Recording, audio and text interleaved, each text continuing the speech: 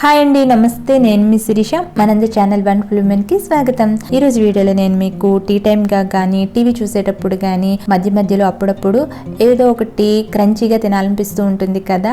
అలాంటప్పుడు పిల్లలు ఎంతగానో ఇష్టపడే పాస్తా తోటి ఇలా ఫ్రైడ్ పాస్తా చేసుకోండి. క్రంచీగా కారం కారంగా చాలా చాలా బాగుంటాయి. అలాగే వీటిని రెడీ చేసుకోవడం కూడా చాలా సింపుల్ అండి. మీ ఇంట్లో పాస్తా ప్యాకెట్ ఉంటే చాలు, నిమిషాల్లో అప్పటికప్పుడు వీటిని రెడీ చేసేసుకోవచ్చు. మీకు వీలున్నప్పుడు ఒకేసారి చేసేసుకుని ఒక గ్లాస్ బాటిల్లో గనక స్టోర్ చేసుకున్నట్లయితే దాదాపు 15-20 రోజుల పాటు కూడా నిల్వ ఉంటాయి ఇవి. మరైతే ఈ ఫ్రైడ్ పాస్తాని చాలా క్రంచీగా టేస్టీగా వచ్చేటట్లు ఎలా చేసుకోవచ్చో ఇంకా ఆలస్యం చేయకుండా చూసేద్దాం రండి. ముందుగా ఈ ఫ్రైడ్ పాస్తాని చేయడానికి నేను ఇక్కడ పెన్నె పాస్తాని తీసుకున్నానండి. ఇవి మైదాతో చేసినవి కాదు, గోధుమ పిండితో చేసినవి. సో ఇవి హెల్దీ కూడా.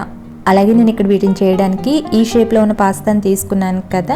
సో ఇదే షేప్లో ఉన్నది కాకుండా మీరు ఏ షేప్లో ఉన్న పాస్తాతో అయినా ఈ ఫ్రైడ్ పాస్తాని చేసుకోవచ్చు.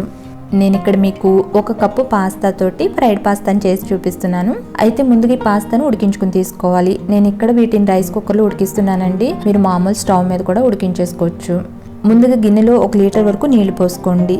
ఇందులోనే 1 టీ స్పూన్ ఉప్పు, 1 టీ స్పూన్ ఆయిల్ కూడా వేసుకుని ఈ నీళ్ళని మరిగించుకోవాలి.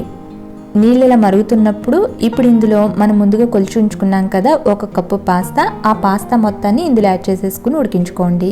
పాస్తా ఉడకడానికి కొంచెం ఎక్కువ టైమే పడుతుందండి. ఒక 10 నిమిషాలు పడుతుంది. లేదంటే మీరు పాస్తా ప్యాకెట్ కొన్నప్పుడు ఆ ప్యాకెట్ వెనకాల కూడా రాసి ఉంటుంది ఎన్ని నిమిషాలు ఉడికించుకోవాలో, దాన్ని బట్టి ఉడికించేసుకోండి. అయితే వీటిని బాగా మెత్తగా మాత్రం ఉడికించద్దండి. ఇవి ఉడికాయో లేవో చాకుకి వెనక వైపు నుంచి కానీ స్పూన్తో కానీ ఇలా కట్ చేసి చూడండి. సాఫ్ట్గా ఇలా కట్ అవ్వాలి. ఈ విధంగా పాస్తాను ఉడికించుకోవాలి. ఇలా ఉడికించుకున్న పాస్తా మొత్తాన్ని వెంటనే ఒక స్ట్రైనర్లోకి వడకట్టేసుకుని వాటర్ మొత్తాన్ని తీసేసుకోవాలి. తర్వాత వెంటనే దీని మీద కొంచెం చల్లటి నీళ్ళు పోసుకోండి. దీనివల్ల ఆ వేడికి పాస్తా ఇంకా ఎక్కువ ఉడికిపోకుండా ఉంటుంది. వీటిలో ఉన్న నీళ్లు మొత్తం వాడేసేంత వరకు కొంతసేపు ఇలానే వదిలేసి తర్వాత వీటినన్నిటినీ కూడా ఒక వెడల్పాటి మిక్సింగ్ బౌల్లోకి తీసేసుకోండి. వీటిని కొంచెం విడివిడిగా చేసుకోండి. ఇవి కొంచెం చల్లారిన తర్వాత దీని మీద 2 టేబుల్ స్పూన్ల మైదా, 2 టేబుల్ స్పూన్ కార్న్ఫ్లోర్ చల్లుకోండి. మీకు మైదాని వాడడం ఇష్టం లేకపోతే మైదా ఒకటి స్కిప్ చేసేయచ్చు. ఇప్పుడు ఈ మైదా కార్న్ఫ్లోర్ 2 కూడా పాస్తా కంటేటట్లు ఈ విధంగా బాగా టాస్ చేసుకోండి. చేతితో కలపద్దు, మళ్ళీ చేతికి అంటుకుపోతూ ఉంటుంది. పాస్తాకు కూడా సరిగ్గా అంటుకోదు.